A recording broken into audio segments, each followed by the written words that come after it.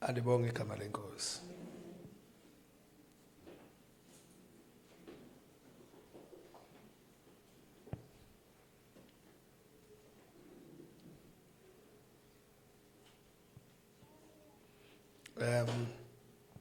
Ngicela singene ngegate. Incwadi yabaseGalatia chapter number 6. All our visitors bathandekayo ngizothola khona manje abahlobo bethu abanye abaqeda ukungena bese sibabingelela kodwa ngicela ukubabingelela bonke abazithandekayo abaqalayo kuba nathi nabakajwayeleke ukukhonza thothi iso lika kampostoli alivamanga ukuba notice. Ngicela ukuthi sibahloniphe, siyabahlonipha, siyabathanda. We welcome them egameni lika Jesu. Amen. Incwadi yabaseKolose mase si rapela. Colossians, okay, incwadi yabaseKolose chapter number 6. Galatians, in 10 minutes. Galatians. On talk of Soran. Abantu incwadi yabaseGalatia. Abekho abaseKolose? Chapter 6 akekho? AmaBhayibheli nawo ekho right kahle. Okay, ngiyadlala uthandeka ngenza mistakes. Galatians 6. Asenzeni ku verse number, you read from verse number 9 siswam. Sisi Galatia chapter 6 verse 9. Kepha masingakhathali ekwenzeni okuhle. Oh God, help us. Ngokuba siyakuvuna ngesikhathi esifaneleyo uma singadangani. Somebody say amen. Cela ungiphindela siswam for the last time. Kepha masingakhathali ekwenzeni okuhle. Ngokuba siyakuvuna ngesikhathi esifaneleyo uma singadangani. Amen. Oh hallelujah. Galatians 6:9. Ngicela ungifundela ngolimi lwesilungu. And let us not lose heart. Let us not lose heart. And grow weary. Grow weary. And faint in acting nobly. Faint in acting nobly. And doing right. And doing right. For in due time. In due time. And at the appointed season. And at the appointed season. We shall reap. We shall reap. If we do not loosen and relax our courage and faint. If we do not loosen and relax our courage and faint. Amen. Ubani ophethe elinye ihumusho lesingisi? Nophethe ihumusho elinye nje. Shonga lona lesingisi, ngishonga wa isiXhosa, njabethwa iSwati. Ufuna lo verse nje ngizokhuluma ngalo, khulekani. Standards. We must continue to do things that are good. We must continue. Somebody say continue. Hallelujah. Let us not lose heart and grow weary. Literally, we must continue. Continue. Yes. Yes. We must continue to do things that are good. Yes. And we should not get tired. And we should not get tired. Asiqhubekeni senzeni into okuhle bese lithi ke asingakhathali. Continue, not get tired. Continue, not get tired. Come. If we do not feel weak and stop doing good things. Yes, uma singabi buthakathaka mase siyayeka ukwenza izinto ezinhle. Then we will receive a good harvest. Lithi iBhayibheli uma senze njalo ke singayekanga saqhubeka sizothola isivuno esihle. At the proper time. Kodwa ke ngesikhathi esimisiwe noma ngesikhathi esifanele.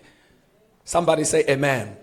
Namhlanje ngifuna ukukhuluma ngezinto ezimbili ecishe sithi azifane kodwa mawuzoyibuka eduze uzobona ukuthi ngathi ayifansi. Ngizokhuluma namhlanje ngento okuthiwa bayibiza ngesilungu okuthiwa iconsistency. Consistency. Iconsistency uacta ngendlela eyodwa noma ukwenza into efanayo ngesikhathi siqhubeka ulokhu wenza into eyodwa ngephethini eyodwa ungayiyeki ukwenza into efanayo ungayiyeki uqhubeke ungayidedeli lokhu uqhubeke uyenza ngendlela efanayo ma umuntu okufica uyenza namhlanje athi uyabuya kusasa ufica uyayenza nithula athi uyakufica ngonyaka ozayo uyayenza futhi anyamalale 10 years afica uyenza so shuthi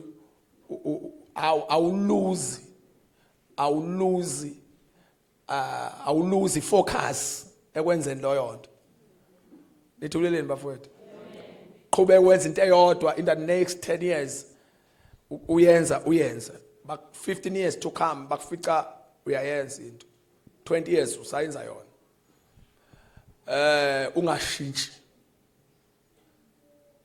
mase kuba khona igama into esayifana kodwa ayifana exactly mase kuba khona igama elithi ipersistence upersista ukwenza into uphikelele uyenza noma kukhona izinto ezikuvimba ukuthi uyenze lo nto nizibona into ayifana ngathi ukuthi kuyafana iconsistency ukwenza into eyodwa ngendlela efanayo akufakwe challenge la kufaka inselelo uqhubeka ukwenza into uyenze nakunyaka nolandela kusasa uyayenza wenza yona other year akufakwe akho challenge akho inselelo kodwa mase sikhuluma ngepersistence sikhuluma ngokuphikelela ukuphikelela ke kusuka kune opposition kunento ekuvimbayo ukuthi leyo nto ungaqhubeka uyenze kodwa uthi ngeke ngiyiyeke ngoba usumbulelwe ukubaluleka kokuyenza lo nto ngishabe kuthiwa kufika izimpi ezikuyekisayo uthi ngeke ngiyeke kodwa ipersistence you persist iconsistency ukwenza into ngephethini eyodwa uqhubeka uyenza lokhu uyenza akusibalanga inselelo la uqhubeka wenza into efanayo ungayiyeki lokuqhubeka uyenza nje akunandaba noma inselela noma kumnandi noma kumnandi akubala ubumnandi nokungabi mnandi la kusho ukuthi uyaqhubeka wenza lento nawe uyaqhubeka nakusasa uzongifica ngiyenza leyo nto asiyibali inselelo ipersistence kusho ukuthi kukhona izinto ezingivimbayo eqhubekeni nokwenza lento engiyenzayo kodwa ngiphikelele ngiyenze ngizokhuluma ngale ma dimensions awu2 mase siyathandazana lithi iBhayibheli la esifunda khona namhlanje mali singena ngegate lithi asingakhathali ekwenzeni okuhle lithi ngokuba ngesikhathi esifaneleyo sizovuna noma sizothola umvuzo bese lithi iBhayibheli uma singadangali bantwana benkosi ngoba ngiyayikhikha lento ayikho into uNkulunkulu ayilinde okay ngiqale ngikhulume kanje ukuze kuzoba lula kunama dimensions noma kune inhlaka ezintathu isitha esilwa nazo empilweni yomuntu okholwayo eyokuqala eyokuthi empilweni yomuntu nje ngithi okholwayo eyokuqala eyokuthi kholwa angasindiswa angazalwa ngezwi sithi asingalwa silwela ukuthi ungambulelwa ukuthi uKristu ubani ngoba ayikho into entshelelo njengokuthi umuntu azalwe ngishabe kuthiwa yini ke ezalwayo uSathane uyalwa nje nayo baya kokutshela omama abantwana ukuthi kunempi nje ngisho besakhulele lo 9 months kunempi nje beza ama pains kunama changes emzimbeni wabo because makukhona into ezozalwa isithi asiyalwa nje war kunempi ekuzalweni kwento ngoba khush balalani bathana uma kuzozalwa into kusho ukuthi uzointroduce into entsha ekade ingekho so kukhona into ezoba khona ekade ingekho uSathane uyalwa nokwanda nokuvela kwezinto ezintsha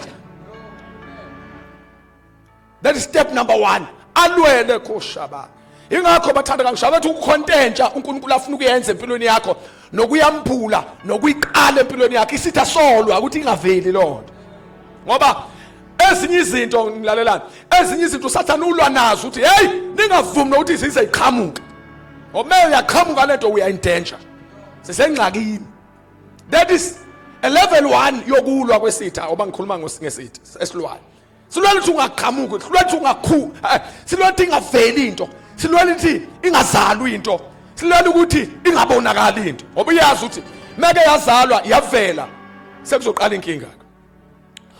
Uma sihlulekile ukulevel 1 eyesibili ilevel esisolwa nayo, uma into isizaliwe yabakhona kuzoliwa nokuthi ingakhuli.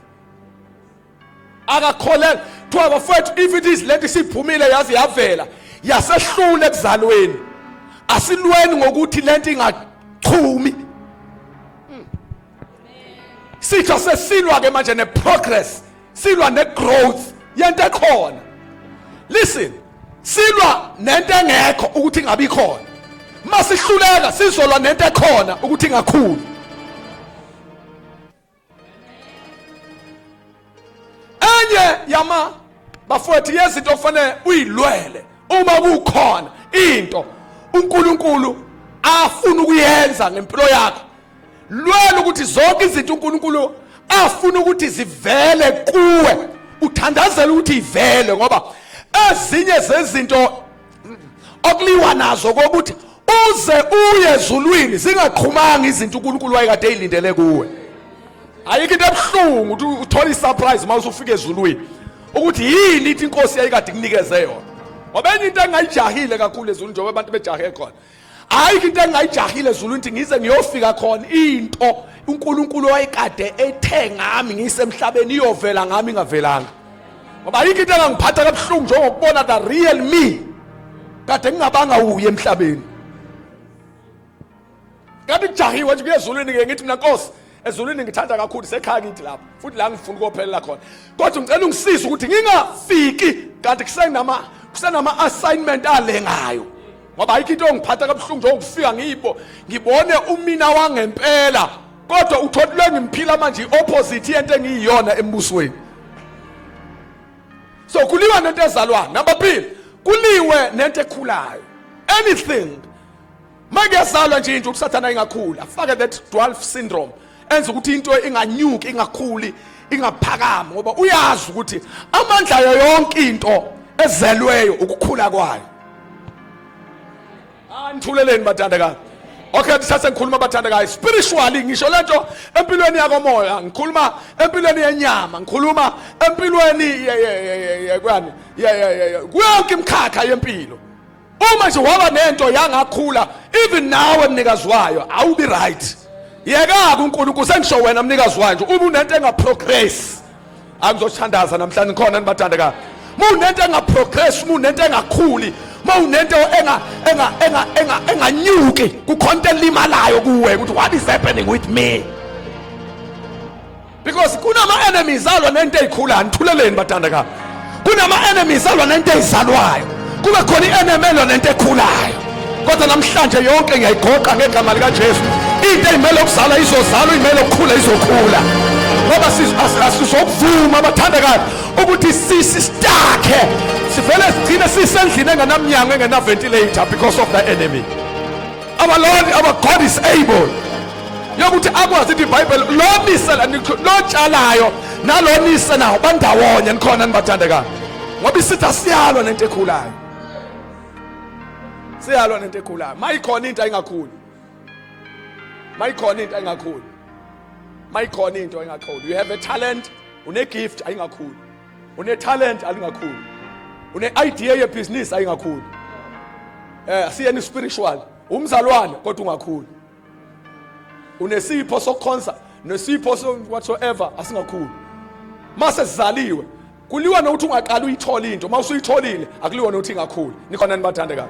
So those are two dimensions. The last dimension ile dimension yokuthi uma ke into ke eyibonthi iyakhula kodwa ayingafiki ku finish line. Nikhona nibazalwane. Ayiqala ayingaqali ayingakhuli. Uma kwenzeka yaqala makwenzeka yakhula kodwa ayingaqedi. Nikhona? Yeah, finish line. Yokuthi lento ayihambi phele halfway. iBhayibheli lami sinika ke ezinye zeindlela zokubamba izinto uNkulunkulu asinikeza yona. Number 1 lithi ningakhathali ekwenzeni okuhle. Umoya wokuqhubeka wenza into eyodwa. Oh, thank you Holy Spirit, ngiyabonga. Enye izinto umoya ngcwele angixoxela zona uthi tell abazalwane ukuthi umoya wokukhathala usathane ukhiphile vele. Wonke umuntu umoya nje wokukhathala seyinsuku enzima, insuku izimbi ziletha lento ethiwa ngelanguage yami lento ethiwa isikhenekene. Siseyinsuku inzo zokukhathala. More special makuthiwa kwenziwa into right. It is the spirit that is out. Afaka that is keneken. I-energy i-energy eningi misifakwe into wrong. Ngoba ilento mawuzoyibuka kukhathala abantu angabe benza into right. Hey ba active abantu abenza into wrong. Hey, ezweni lokuthakatha abathakatha abantu kuthakatha ngisho nowadekazi uthi no sokwaba umthakathi nalo webandla. Kufoja yonke into active in the opposite kingdom.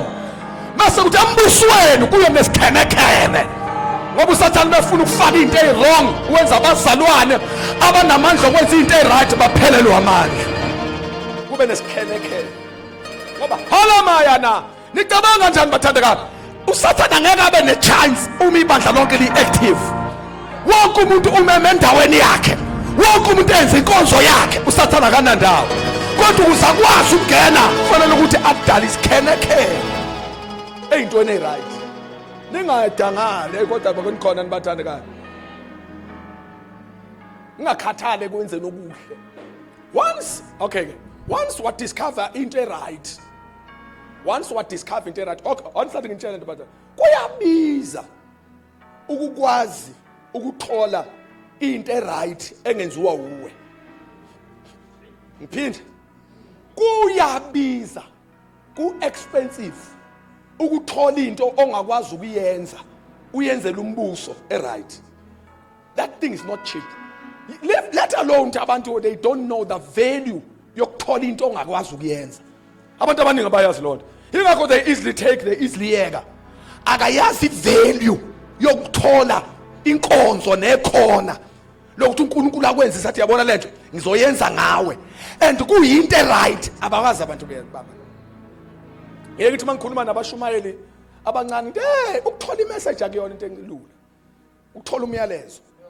Ngithi hayi kulula ukushumayela ngisho ukuthola umyalezo. Kulula ukushumayela ukuthola imessage. It's not easy. Manje ke ngithi mawusuyenzekile wathola imessage musukudlala ngayo. Ngagangi ngomyalezo.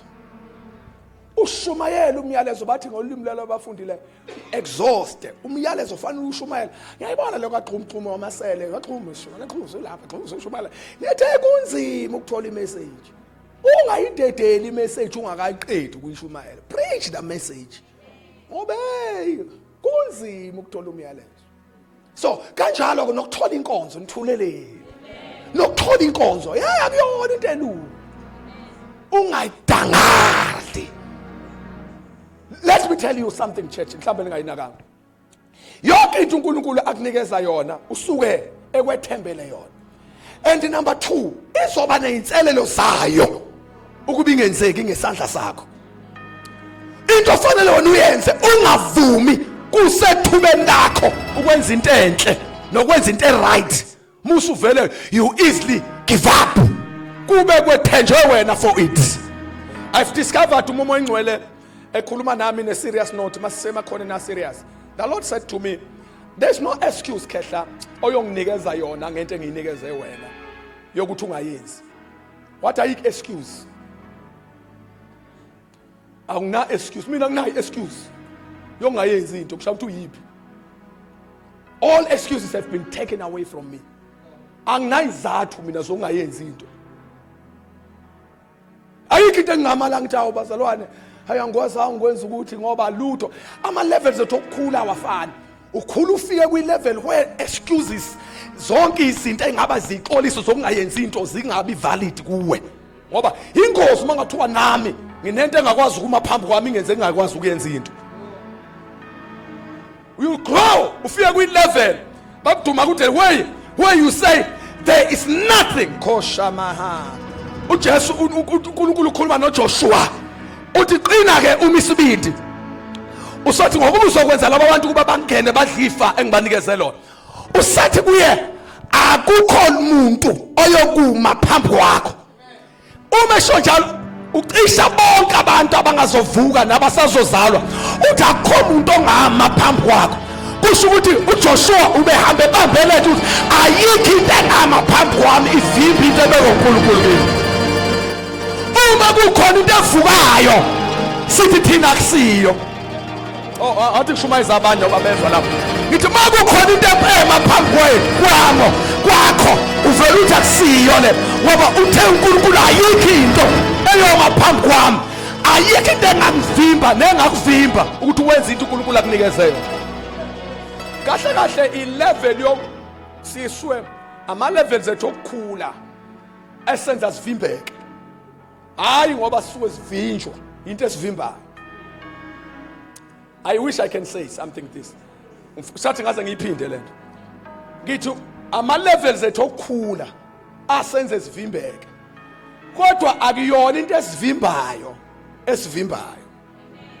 Sivinjwa yithina.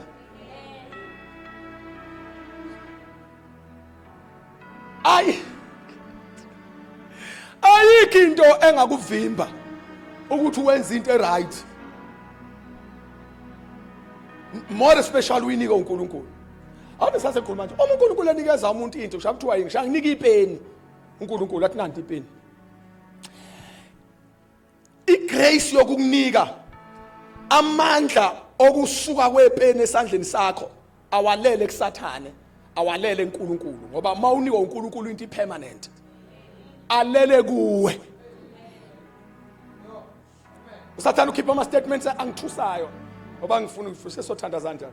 Wakhipha ama statements angithusayo elinga uJesu uthi elinga uJesu amsona elinga uJesu uthi ziphonse phansi lapha ya nayikhumbula lo ndabanyana usethi ngizokunika yonke lembuso ngizokunika zona uma ukhothama lapha kumina wathi yonke lembuso uyibona wayemthatha wamisa esiqongweni wambonisa ubuhle bezwe wayethi yonke lembuso uyibona ngizokunikeza yona. Usekhipha istatement esiyingozi uthi ngokuba inikezwe mina